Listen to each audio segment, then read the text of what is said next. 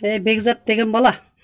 Сен ата-энең бар, бир тууган эжелериң, сиңдилери, карындаштарың бар баласыңбы? Же сени эшек тууганбы? Тартиби жок акмак. Оозуңан агыт кирип карат чыгып атат. Сен Орозайымдай кыздай боло албайсыңбы? Орозайым кыздын башында миңдеген миллиондогон акыл эс, намысы бар. Сага окшогон кыргыздын түсү жаман, өңүң жаман, оозуң жаман бала экенсиң. Тартиби жок. Сенин көрө турган көрүңдөй казылып калды, даяр болуп калдың. Жакында барасың ошол жерге. Сенде тартип деген жокпу?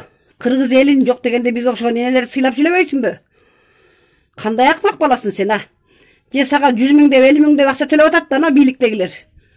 Келип туруп, Адахан дейсиң, Адахандын эмне тебешиң терметтиң беле? Акмак, эртең күнүңдү ойлоп жашагын. Же өлгүң келип калды окшойт, а? Шишиң толуп. Эмне мынча тартиби жок баласың, а? Сен кыргызсыңбы өзү? Же башка жактан келген чыккынчысыңбы? Эмне үчүн ошентип деп сүйлөйсүң, а? Тилиң сүйлөбөй калса экен, менин каргышым жаман, тилден каласың. Уктуңбу? Бул бийлик дайым эле сени ушинтип сыйлап турбайт, акча берип. Акча үчүн сүйлөгөн жүзү жок, арам. Кудай бар үстүңдө. Сен акчага канча бир 2 жыл 1 жыл жашайттырсың.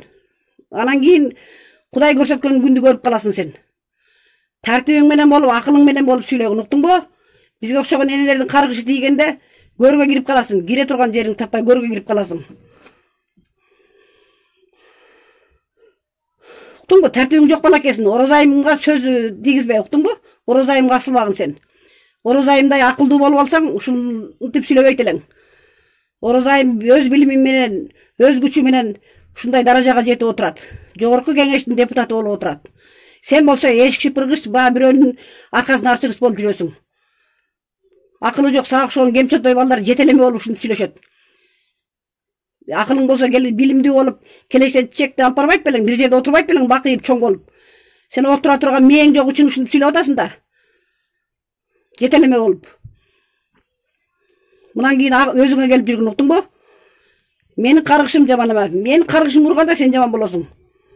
Сен кошо кетесиң, бийликтегилер ошо сени сатып алган акмактар да кошо кетет. Ошон үчүн акылыңар менен болуп жүргүлө.